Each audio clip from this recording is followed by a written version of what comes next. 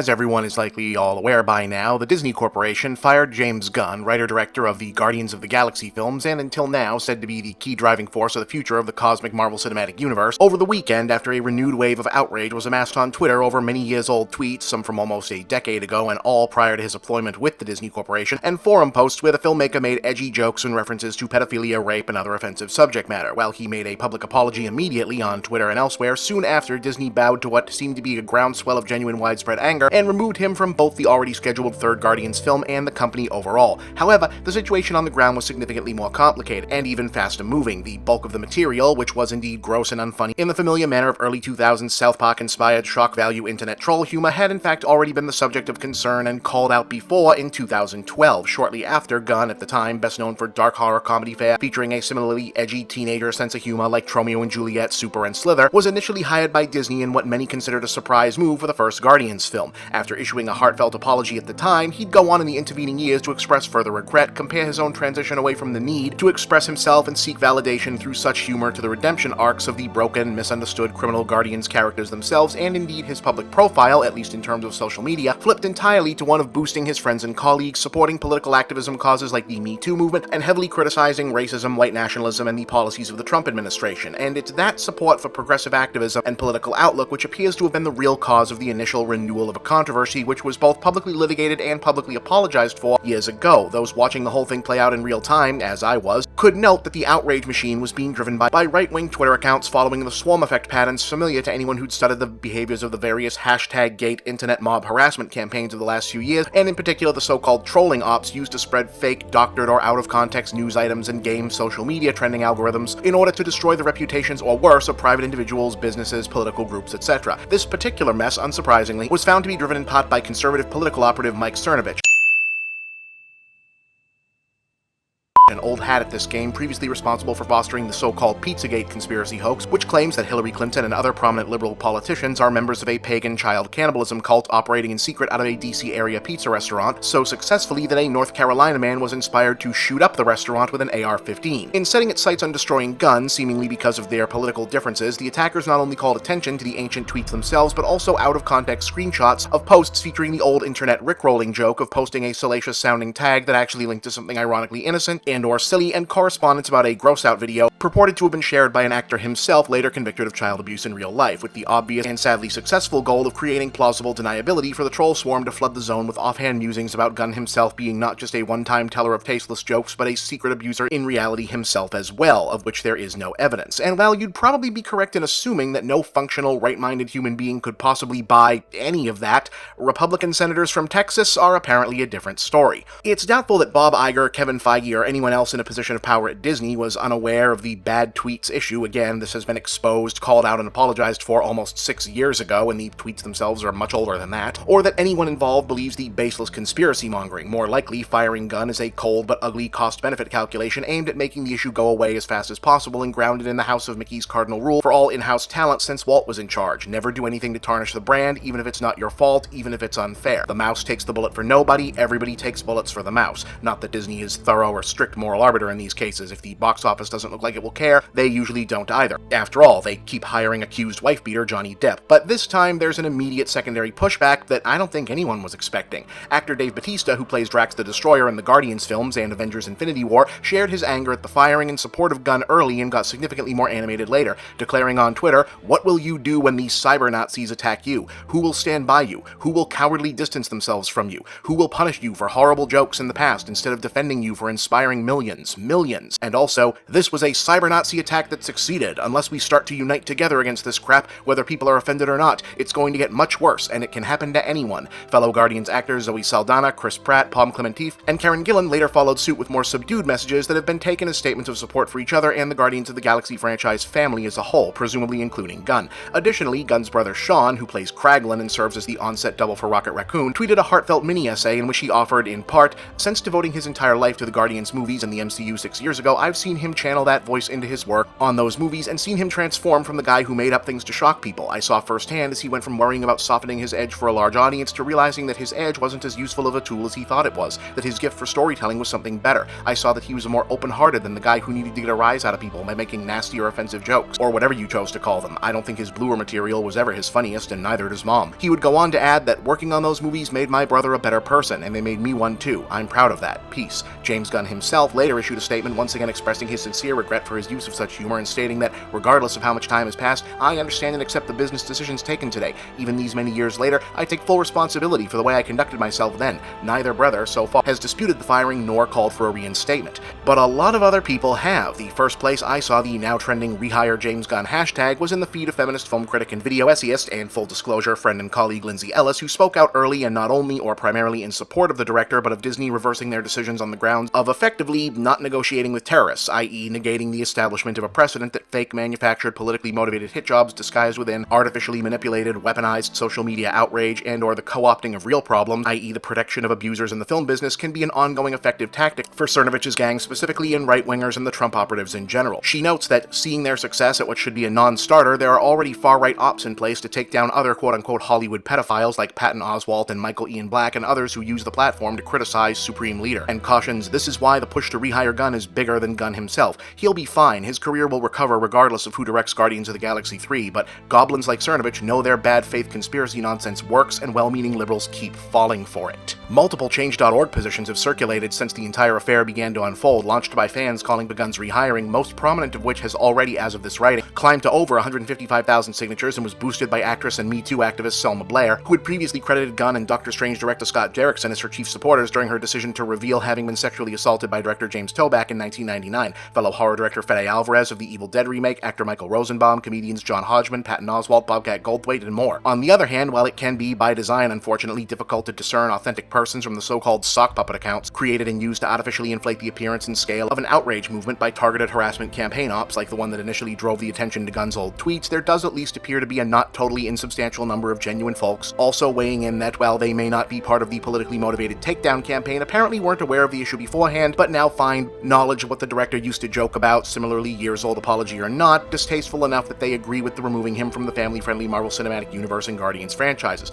Others have offered that they never considered the original denouncement sufficient in the first place, since the subjects of the grotesque punchlines are, in their opinion, not his to joke about at all, and, well, still more, have found occasion to point out the unfairness that so much of an industry and fandom is rallying so rapidly and decisively on behalf of a successful white male director of Disney brand mainstream superhero movies, while the likes of Cernovich, etc., have used the same tactics to destroy people of more marginalized background and less popular renown without even one-tenth the outcry. Far be it from me to even attempt at holding court on the legitimacy of this or the two previously noted counterpoints, but forever it might be worth, I'd call all three views to be quite reasonable, and find very little to disagree with relative to the third point in particular. So what's gonna happen then? I don't know. There's a fairly glaring precedent for reversing the decision on the whole. You may or may not, on seeing the name Mike Cernovich in the story, have recalled that last December he infamously used these same social media manipulation tactics to bully MSNBC into firing journalist Sam Sater over a 2009 tweet about exiled filmmaker Roman Polanski, which he was rather obviously meaning as a darkly sarcastic condemnation of Polanski, which Cernovich reframed as an endorsement and whipped up a faux outrage mob against. On being widely denounced for falling for an obvious trolling op, in effect being tricked into firing their own employee, MSNBC reneged and Sater was rehired. This is a slightly different situation, though, in that Disney all but certainly knows full well that the protest itself was largely fictional, at least in its original waves, but also in that this is certainly beside the point. Whatever the cause, their view is likely that they can't have pedophilia and rape jokes being buzzwords hovering over one of their big properties, and that this was the quickest, cleanest amputation available to stop the infection from spreading, fair or not. Billions are on the line, with thousands of jobs and multiple connected projects as well, but I do also think it's possible, and I'm more persuaded of this by the minute watching it all unfold, that the Mouse's nigh unparalleled approach to fandom engagement might make that more complicated if the Rehire James Gunn hashtag petitions and especially support from the actors keeps growing, and if there's a sustained media blowback hitting hard and early. Again, it's only Tuesday. Disney has been draconian behind the scenes before, historically, but one advantage to their pre-Marvel, Lucas, Fox, etc. business model was that most audiences don't follow director, screenwriter, producer news, and while they do have voice actors, occasionally even famous ones, cartoon princesses can't go to the media and call out their bosses in person. The normal Disney way for this to play out would be for everyone involved to get all on the same page or else talking to, a new director to get named almost immediately and the subject to be forcibly changed for the machinery to keep on chugging as scheduled. But this isn't Edgar Wright and Ant-Man again. This is the widely known director of one of the most beloved MCU properties, with a huge social media presence and aggressive fandom of his own, and that's not even getting into the number of wildcard actors involved. Chris Pratt could conceivably get him rehired, or at least make things even more difficult for Disney by threatening to walk away from Star-Lord and sign up for more Lego and Jurassic World movies instead. Robert Downey Jr. could probably do twice that much with an errant tweet of his own if he were so inclined. Though, of course, all of the actors have their own brands to think about as well. Like I said, this is new territory and it's tough to see where it goes. I'd still be a bit surprised to see the decision undone outright, if for no other reason than it invites an even bigger wave of astroturfed agitating, maybe even condemnation from right-wing figures people do unfortunately have to take somewhat seriously. The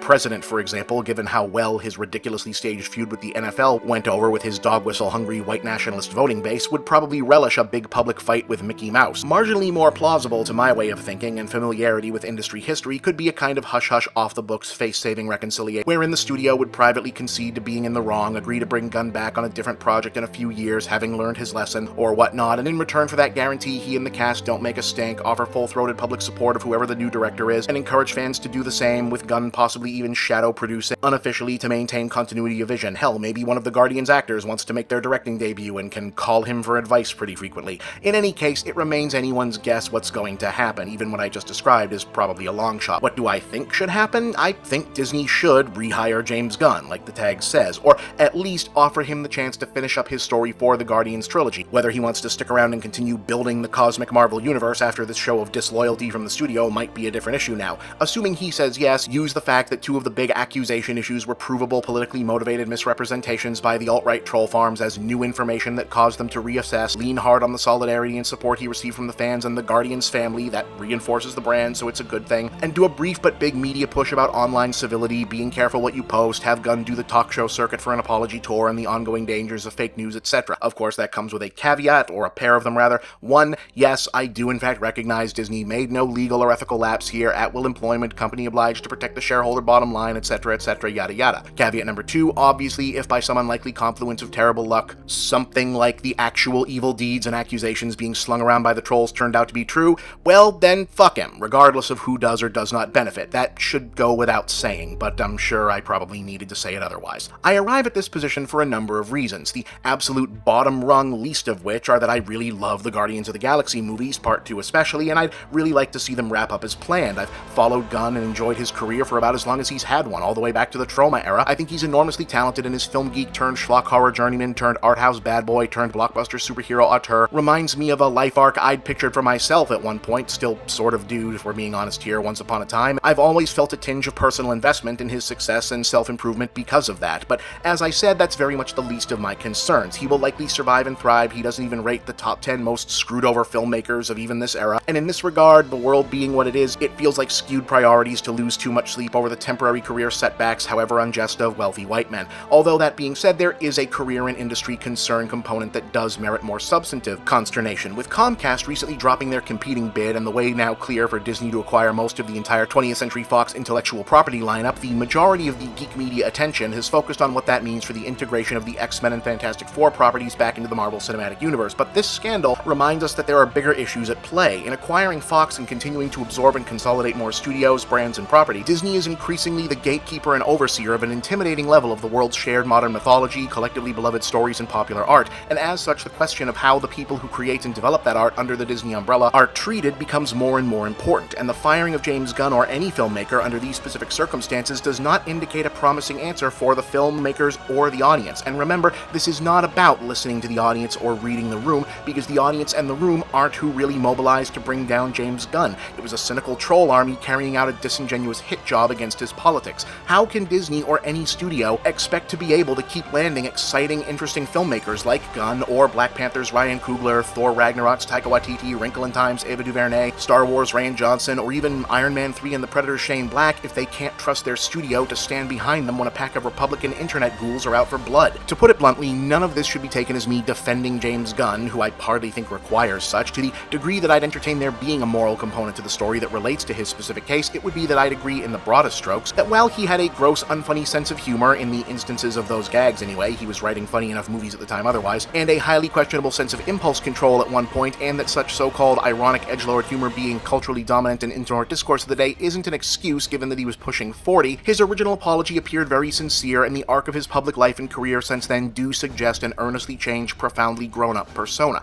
an improved person. And to the extent that moral righteousness can enter the realm of movie studio decision-making, hiring a former shock horror schlockmeister to direct a series of movies built entirely around the moral premise of immature, traumatized, psychologically broken, and sometimes outright criminal or villainous people redeeming themselves through commitment to each other and a higher cause, and then firing him in a fashion that effectively says, we don't believe in that sort of redemption, that doesn't really line up. That doesn't fit. That feels hypocritical. As concerns those 2 points, yeah, from where I sit, he's made good on improving as a person and not repeating the shortcomings of his past, and if I were the one making the call at Disney, I'd have been against letting him go. You may have a different opinion on the centric to James Gunn aspect of this from mine, or any number of reasons, your opinions on him, experiences with the things he used to make awful jokes about that make you less inclined to forgive, general lack of investment in the job futures of this or other socially secured white dudes, that's all fine. I'm not interested in changing any minds on those fronts. As I said, that's the least of it. My main, overriding, overwhelming, care enough to write all this down concern at this point is roughly parallel to the aforementioned big picture painted, as mentioned before, by Lindsay Ellis and also several others with whom I had occasion to discuss the matter as it was breaking over the weekend at San Diego Comic-Con, the timing of which I doubt was accidental. And where I fall ultimately is that the reason Disney and Marvel should either undo this, in my view, serious lapse in judgment, or suffer the first real serious injury to the MCU brand, as in if Gunn doesn't come back, they should either have to scrap the third Guardians movie altogether, or deal with it likely turning out to be a disappointment and fans lamenting what might have been, being a permanent black mark on their up to this point pretty exceptional record, is very simply not giving an emboldening win to people like Cernovich, the alt-right weaponized harassment Twitter, and everything it represents. You may not care that this ingestion was done to James Gunn, meaning, to be clear, the weaponized history dredging and outrage faking to game the firing, not necessarily the firing itself, for whatever reason, but I'd offer that you should absolutely care that each of these ops are dry runs for the next, and if this is seen as a successful takedown, it will be done again much worse, likely to someone less socially protected. It may sound hyperbolic because we're talking about who does and doesn't direct movies and not necessarily life or death issues right now, but the reasons and the context matter. It would be creepy and an indictment of the outsized presence of social media in our lives and inability to contextualize it properly even after 2 decades of common use if this was only bitter weirdos on the web gaming the algorithm or the traditional media's cluelessness as to how it all works to mess with a filmmaker they don't like. But the specific reason this was done was for politics, specifically to silence a politically outspoken artist for his criticism of the presidential regime currently in power. James Gunn got fired because someone didn't like that he used his platform to speak out against the Trump administration and essentially hacked the discourse to hoodwink his employer into thinking they had to fire him. To my mind, you can call that one of 2 things. A particularly American free market form of authoritarianism, one where acolytes of a demagogue take it upon themselves to play Witchfinder General for dear leader as unpaid, plausibly deniable assets just for the individual sadistic satisfaction of it, or, given its secondary feature of serving as a be afraid of us, this can happen to you next warning to anyone who might step out of line, a much more blunt designation: political terrorism. And before anyone brings it up, no, this is nothing like Roseanne Barr, who got fired for something she did right the hell now in the present, not almost a decade ago, that was already apologized for and worked to overcome. Yes, it's only the potential crack-up of a silly outer space superhero movie fitting into one of the story slots in the merchandise-pushing, brand-extending, intellectual property-exploiting, late capitalist mega-project that is the Marvel Cinematic Universe. Yes, it's just one job for a well-off, socially secure, established big studio movie director who will not likely face much difficulty lining up his next project.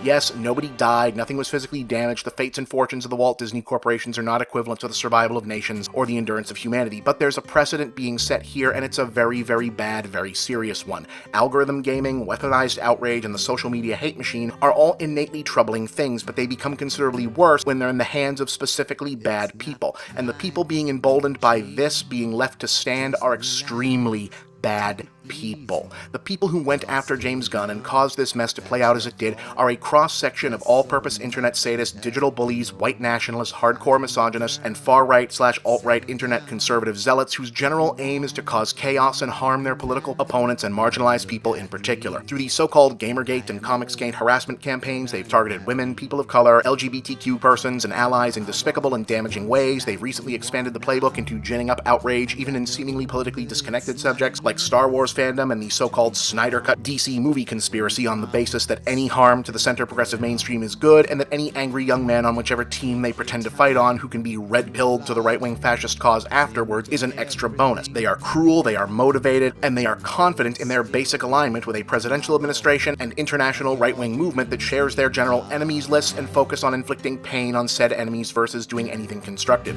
To put it mildly, these are people who should get what they want as seldom as possible. P.S. Everyone knows where they're going next. This was a clear dry run for taking out Lucasfilm boss Kathleen Kennedy, whom they've been gunning for by co-opting the angrier slivers of Star Wars fandom, annoyed at the end of the Expanded Universe line or the various plot twist reveals in The Last Jedi for several years now. In other words, who does or doesn't direct a Marvel movie for Disney might not be a huge deal in the grand scheme of things, especially not at a point in time where we could be actually one midterm election away from the end of American democracy as we've known it, if things go poorly, a few months more than that away from possible presidential impeachment hearings if things go well, possibly on the verge of another war in the Middle East no matter what. Well, a lot of big things are going on, suffice it to say, but whether or not the kind of person who will devote their weekend to generating an artificial outrage wave out of ancient tweets in order to get someone fired from a movie as A, a free gift to a gleefully fascistic presidential administration they admire for that gleeful brutality, or B, the petty sadistic thrill of owning the libs is made to feel empowered and encouraged to keep doing so and in fact escalate those actions, that is a very big deal. And since I wrote the original post this recording is drawn from, the trolling campaign has already ramped up to target Patton Oswalt and Sarah Silverman, i.e. two other occasionally edgy comedians occasionally employed by Disney. It is my conclusion and contention then that Disney should make this right, ideally by getting James Gunn back to work on the Guardians of the Galaxy Volume 3, or in the event that this has already become untenable, acknowledging that they made the wrong decision and making a subsequent aggressive declaration they will show more vigilance in the future to protect their employees, productions, and fans from this sort of sabotage, and intent to, in the future, apply maximum skepticism at all times to any concern raised by so-called political right-wing, which has proven itself functionally disingenuous and untrustworthy. Obviously, a corporation with lawyers and publicists would say it less colorfully than I do. And whether they do or don't, the rest of the industry and the decent side that still exists within fandom should take it upon themselves to do the work as well. Stop giving people like Cernovich specifically and Trump people in general the power to set the narrative, and start taking what power they've accrued away from them. They never deserved to have it in the first place. Stop buying into the fake outrage. Stop allowing people with no standards of decency themselves to take advantage of you for having some. Stop emboldening them. Stop empowering them. Stop acting like there's anything more important than to prevent any gain of any ground under any but the most extreme conceivable circumstances. Stop letting the bad guys win.